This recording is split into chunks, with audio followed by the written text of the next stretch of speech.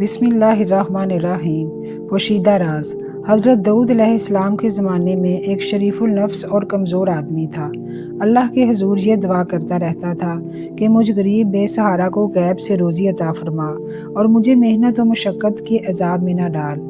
پاؤں والا تو چل کر روزی پیدا کر سکتا ہے اور جس کے پاؤں نہ ہوں اس کو تیرا ہی آسرا ہے۔ اے اللہ سب کی سننے والے، میں منہ سے ہی تجھ سے مانگ سکتا ہوں لیکن مشقت کرنے کی طاقت نہیں رکھتا۔ بس یہی ورد و وظائف اس کے دن رات کی مصروفیت تھی۔ اس کا یہ عمل ہر عام و خاص میں مشہور ہو چکا تھا۔ لوگ طرح طرح کی باتیں کرتے۔ خدا نے ہر شخص کی روزی محنت و مشقت کے راستے اتاری ہے، لیکن اسے دیکھو، ہاتھ پیر ہلائے بغیر خدا سے اپنا رزق طلب کرتا رہتا ہے۔ پیغمبر خدا کو دیکھو جنہیں اللہ نے معجزے بھی عطا کیے ہیں، خوش الحان ایسے کہ جن و انس چرند پرند تو ایک طرف، پہاڑ بھی متاثر ہوتے ہیں، باوجود اتنی شان کے وہ بھی بغیر مشقت کے روزی حاصل نہیں کرتے۔ مگر اسے دیکھو، یہ نکارا انسان یہ چاہتا ہے کہ اسے بیٹھے بٹھائے خزانہ مل جائے اور کوئی کام بھی نہ کرنا پڑے۔ لوگ سو باتیں کرتے، وہ کسی کی پرواہ نہ کرتا، برابر اپنی آہوازاری میں لگا رہتا۔ اس کی دعا کا چرچا سارے شہر میں عام ہو گیا کہ یہ کیسا انسان ہے جو خالی تھیلی میں پنیر حاصل کرنا چاہتا ہے، جو تلاش کرے اس کو مل جاتا ہے۔ خدا سب کی دعائیں سنتا اور مرادیں پوری کرتا ہے۔ اس شخص نے دعاؤں اور رونے دھونے کی حد کر دی تو رحمت حق جوش میں آ گئی اور اس کی مراد بھر آئی۔ زور سے دروازہ کھلا اور ایک گائے اس کے گھر میں گھس آئی۔ اس نے فوراً گائے کو پکڑا اور ذبح کر ڈالا، پھر قصاب کو بلوایا، اس کو کاٹ کر بوٹیاں بنوائیں۔ گائے کا مالک گلی کوچوں کی خاک چھانتا ہوا، گائے تلاش کرتا ہوا ادھر آ نکلا۔ دیکھا کہ گائے ذبح ہو چکی ہے اور قصائی اس کی بوٹیاں کرنے میں مصروف ہے۔ اس نے رونا دھونا اور چلانا شروع کر دیا، ارے ظالم، یہ کیا غضب کیا! یہ گائے تو میری تھی، تجھے بھلا کس نے حق دیا اسے پکڑ کر ذبح کرنے کا؟ دعا مانگنے والے نے جواب دیا، سنو بھائی، زیادہ چیخنے چلانے کی ضرورت نہیں۔ میں برسوں سے اس دعا میں مصروف ہوں کہ اے اللہ تعالیٰ میرا رزق میرے پاس پہنچا دے۔ اس نے دعا قبول کی، میں نے اسے خدا داد سمجھ کر ذبح کیا ہے۔ یہ جواب سن کر گائے کے مالک کے غیظ و غضب کی انتہا نہ رہی۔ اس نے پہلے درویش کی ٹھکائی کی، پھر اسے گریبان سے پکڑ کر حضرت داؤد علیہ السلام کی عدالت میں لے گیا۔ ابے احمق، اگر محض دعا مانگ کر دوسروں کا مال ہضم کرنے کی اجازت ہو جاتی تو پھر کوئی کچھ نہ کرتا۔ صرف دعا کے بل بوتے پر لوگ ساری دولت کے مالک اور حقدار بن جاتے۔ لوگوں نے گائے کے مالک کی باتیں سنی تو اسی کو حق پر قرار دیا۔ درویش اسی بے بسی کی حالت میں آسمان کی طرف منہ اٹھا کر کہنے لگا، اے خدائے رحمان و رحیم، تو اچھی طرح جانتا ہے کہ میں نے اپنی آرزو کی تکمیل کے لیے سینکڑوں روز و شب آہوازاری کرنے اور دعا مانگنے میں صرف کیے ہیں، اور میں نے روز الاست جو خواب دیکھا تھا اسی نے مجھے تیری بندگی میں مست کر دیا، اور میری مثال اس مست اونٹ کی سی ہے جو سستی تھکان محسوس کیے بغیر منہ سے جھاگ نکالے بوجھ اٹھائے چلا جاتا ہے کہ کبھی تو اپنی منزل مقصود پر پہنچے گا، اور جب میں نے اپنی مراد پائی تو یہ مجھے تیرا بندہ نافرمان سمجھ کر شیطان کی طرح کوس رہے ہیں۔ اللہ تعالیٰ، میں تو ہمیشہ تیرے ہی آگے دستے سوال دراز کرتا رہا ہوں، تو میری مدد فرما اور میری پردہ پوشی کر لے اور مجھے ذلیل ہونے سے بچا لے۔ گائے والا جھلا کر کہنے لگا، ادھر آسمان کی طرف کیا دیکھ رہا ہے؟ ادھر میری طرف دیکھ اور حقیقت کا سامنا کر۔ کیا تو سمجھتا ہے کہ خدا اور اس کے بندے کو اس فریب میں مبتلا کر کے صاف نکل جائے گا؟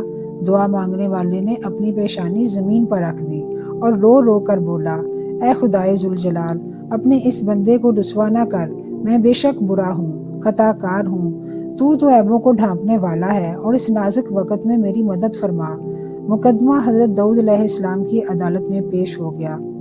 پہلے گائے کے مالک نے دعویٰ پیش کیا اور کہا، اے پیغمبر خدا، میری گائے اتفاق سے اس شخص کے گھر میں جا گھسی۔ یہ خدا جانے کب سے تاک لگائے بیٹھا تھا، اس نے میری گائے کو پکڑ کر ذبح کر ڈالا۔ آپ کے سامنے میری فریاد ہے، اس سے دریافت کریں کہ اس نے ایسا کیوں کیا۔ دعا مانگنے والے نے اپنی صفائی میں یوں عرض کیا، اس شہر کے سبھی لوگ مجھے اچھی طرح جانتے اور پہچانتے ہیں۔ آج تک میں نے کسی کا مال نہیں مارا، نہ چوری کیا اور نہ ہی ناجائز کسی کو پریشان کیا۔ میرا گزشتہ کئی سال سے یہ معمول رہا ہے کہ شب و روز بارگاہ الہی میں یہ دعا کرتا رہتا تھا کہ بغیر محنت و مشقت کے مجھے رزق عطا فرما۔ آخر مسلسل دعاؤں کے بعد اللہ تعالیٰ نے میری آرزو سنی اور یہ گائے خود بخود میرے گھر میں گھس آئی۔ میری آنکھوں میں اسے دیکھتے ہی نور آ گیا کہ حق تعالیٰ نے میری دعا قبول فرمائی اور اس کے حلال بغیر محنت کے مل گیا۔ میں نے اللہ تعالیٰ کا شکر ادا کرتے ہوئے اس گائے کو ذبح کر ڈالا۔ یہ شخص نہ جانے کہاں سے شور مچاتا ہوا آ گیا اور کہنے لگا کہ گائے میری ہے۔ حضرت داؤد علیہ السلام نے یہ سن کر فرمایا، ایسی معقول دلیل دے جس کی بنا پر تو نے گائے کو ذبح کیا ہے۔ تیرے بیان سے یہ ثابت ہوتا ہے کہ وہ گائے تجھے مالک نے نہیں دی اور نہ ہی تو نے خریدی ہے۔ دعا مانگنے والے کی آنکھوں میں آنسو آ گئے۔ اے پیغمبر خدا، آپ بھی وہی کہنے لگے جو دوسرے کہہ رہے ہیں؟ ایک آہ دردناک اس کے دل سے نکلی اور اس نے آسمان کی طرف نگاہ اٹھا کر کہا، اے میرے دل کا درد جاننے والے، تو داؤد علیہ السلام کو روشنی عطا فرما اور انہیں حقیقت حال سے آگاہ فرما۔ یہ کہہ کر وہ دھاڑے مار مار کر رونے لگا۔ اس کی آواز میں ایسا درد تھا کہ نہ صرف سنگ موم ہو گئے بلکہ حضرت داؤد علیہ السلام کا دل بھی دہل گیا۔ انہوں نے گائے کے مالک سے کہا، اس کا فیصلہ ایک دن کے بعد کیا جائے گا۔ پیغمبر خدا اپنے حجرے میں داخل ہوئے اور اپنی عبادت گاہ کا دروازہ بند کر دیا۔ ذکر و اذکار کے بعد اللہ عز و جل کی بارگاہ میں دعا کی، اے خدا مجھے حقیقت حال سے آگاہ فرما۔ اللہ تعالیٰ نے اپنے نبی پر اسرار و رموز کھول دیے۔ دوسرے دن دونوں کو طلب کیا گیا۔ حضرت داؤد علیہ السلام نے یہ فیصلہ دیا، گائے کے مالک کو کہا، اس شخص کا پیچھا چھوڑ دے اور اسے معاف کر دے۔ حق تعالیٰ نے تیرے گناہوں کی پردہ پوشی فرمائی ہے، تو بھی اس کی ستاری کا حق ادا کر اور اپنے گائے کی طرف صبر کر لے۔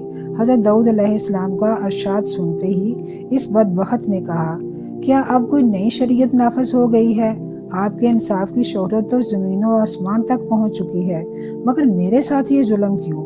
یہ انصاف نہیں، ظلم ہے۔ دوسری مرتبہ حضرت داؤد علیہ السلام نے فرمایا، اپنا سارا مال اور جائیداد اس مظلوم کے حوالے کر دے، ورنہ تیری سخت رسوائی ہوگی، اور کچھ عجب نہیں کہ جو ظلم و ستم تو نے کیے ہیں وہ بھی ظاہر ہو جائیں۔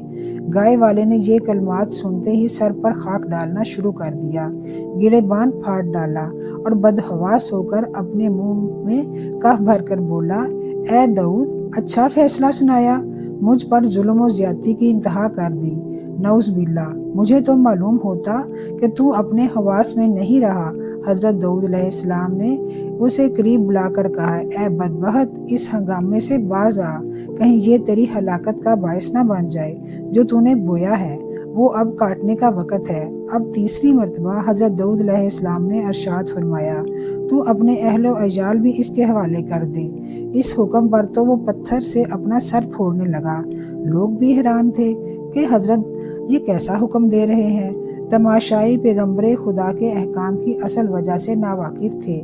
ان میں سے ایک دو آدمی کہنے لگے، اے اللہ کے نبی علیہ السلام، آپ کی ذات بابرکات سے ایسے صریح ظلم، ہم سب حیران ہیں۔ بے قصور گائے والا پر اتنا عتاب آخر کیوں؟ اور جس نے ناحق گائے پکڑ کر ذبح کر ڈالی اسے آپ بری کر رہے ہیں۔ حضرت داؤد علیہ السلام نے فرمایا، شاید کہ اب وہ وقت آن پہنچا ہے کہ اس گائے والے کے پوشیدہ راز ظاہر کر دیے جائیں۔ حضرت داؤد علیہ السلام سب کو دریا کے ایک کنارے بہت پرانے گھنے درخت کے نیچے لے گئے۔ وہ گھنا درخت جس کی شاخیں آپس میں گتھی ہوئی تھیں، سورج کی شعاعیں زمین تک پہنچنے نہیں دیتی تھیں۔ کیا تم لوگ جانتے ہو اس درخت کے نیچے ایک آدمی کو قتل کیا گیا تھا؟ تم نہیں جانتے، البتہ وہ جانتا ہے جس نے اس زمین و آسمان کو پیدا فرمایا۔ حضرت داؤد علیہ السلام نے فرمایا، حقیقت یہ ہے کہ اس گائے والے نے اپنے آقا کو قتل کیا۔ یہ شخص اصل میں مقتول کا زر خرید غلام تھا۔ اس نے اپنے آقا کو قتل کر کے اس کے مال و دولت اور جائیداد پر قبضہ کر لیا۔ یہ مظلوم دعا مانگنے والا اسی مقتول کا بیٹا ہے۔ پھر اس بے رحم اور سنگ دل شخص نے اپنے مقتول आका के कमसुन यतीम बच्चों पर जुल्म ढाना शुरू किए और इनसे सब कुछ छीन लिया। ये नमक हरामी पर उतर आया कि इसके आका के बच्चे दाने दाने के मुहताज हो गए। इस मरदूद ने अपने गुनाहों का पर्दा खुद ही फाश किया। जुल्म हमेशा रूह की गहराइयों में दुबका रहता है, लेकिन जालिम इसे खुद लोगों पर खोल रहा है। ऐ सगे दुनिया, तूने शरह के मुताबिक इस मुकदमे का फैसला मांगा था। शरीयत ने अपना फैसला सुना दिया। अब इसकी तकमील करना तेरा फर्ज है। तूने आका को इसी तरह छुरी से ज़बह किया जिस तरह इस दुआ मांगने वाले ने तेरी गाय को ज़बह किया था। वो खून आलूद छुरी राज फाश होने के डर से गड़ा खोद कर तूने दफन कर दी थी। इसका सबूत ये है कि इस छुरी पर इसका नाम कंदा है। हज़रत दाऊद अलैहिस्सलाम के हुक्म पर ज़मीन खोदी गई। घड़े के अंदर से एक शख्स की खोपड़ी और लंबी सी छुरी बरामद हुई। अब गाय वाला खौफ से थर थर कांपने लगा। तमाशाइयों पर सख्ते का आलम था। लोगों ने अपने सरों के कपड़े और टोपियां हटा दी, नंगे सर होकर सामने आए और अर्ज करने लगे, ए खुदा के सच्चे पैगंबर अलैहिस्सलाम, हम फितरी नबीना साबित हुए। हमने आपकी ज़ुबान मुबारक पर इतबार न किया। आप हमारी गुस्ताखी माफ़ फरमा दें। हज़रत दाऊद अलैहिस्सलाम ने सबको माफ़ कर दिया। फिर गाय वाले के बारे में हुक्म दिया, चूँकि इस शख्स के जुल्म का पर्दा खुल चुका है और ये कातिल है, इसलिए शरीयत का फैसला ये है कि इससे कसास लिया जाए। दरसे हयात, एक जालिम की हलाकत से एक जहान का छुटकारा हुआ और हर शख्स का हक अल्लाह ताला पर ईमान असर नू ताज़ा हुआ। अजीज़म, इस हकायत से ये सबक मिलता है कि हमें भी अपने नफ्स को मौत की घाट उतारना है। गाय वाला कौन है? हमारा नफ्स, जिसने अपने आप को जुल्म, धोखे और फरेब से बड़ा आदमी बना लिया है। बेमेहनत मुशक्क़त के रोज़ी कैसे मिलती है? ख्वाहिशात नफ्स को मार देने से असल वारिस अक्ल सलीम है, जो बेकस, बेआसरा और गरीब रह गई, और खुद गरज बेरहम नफ्स जिसकी हैसियत गुलाम की सी थी, आका और मालिक बन बैठा। कि इंसान को चाहिए कि वो अपने नफ्स पर काबू पाए, वरना ये इसे धोखे और जुल्म में मुब्तला कर देता है। असल कामयाबी इसमें है कि ख्वाहिशात पर काबू पाकर अक्ल सलीम को अपना रहनुमा बनाया जाए, वरना इंसान का नफ्स जो गुलाम होना चाहिए वही आका बनकर इंसान को बर्बाद कर देता है। कुरान पाक में है, जालिमों को ये गुमान ना हो कि जो मोहलत हमने इन्हें दी है वो इनके लिए अच्छी है। हमने इन्हें इसलिए ढील दी कि वो और भी ज़्यादा गुनाह करें, फिर इनके लिए ज़िल्लत का अजाब होगा। हदीस में है, रसूलुल्लाह सल्लल्लाहु अलैहि वसल्लम ने फरमाया, मजलूम की दुआ से बचो, क्योंकि इसके और अल्लाह के दरमियान कोई पर्दा नहीं होता। यानी जुल्म कभी छुप नहीं सकता और ना ही कभी कामयाब हो सकता है। ये हकीकत है कि जुल्म वक्ती तौर पर ताकतवर नजर आता है। लोग डर के मारे खामोश भी हो जाते हैं, लेकिन जुल्म का शोर ज़मीन पर भी गूंजता है और आसमान पर भी पहुंचता है। मजलूम की आह कभी रायगा नहीं जाती, वो देर से सही मगर कबूल ज़रूर होती है। तारीख गवाह है कि बड़े बड़े जालिम अपनी ताकत पर नाज़ा थे, मगर वक़्त ने सबको मिट्टी में मिला दिया। कुरान पाक में है, अल्लाह ताला फरमाता है कि वो जालिमों को ढील तो देता है, मगर पकड़ बहुत सख्त होती है।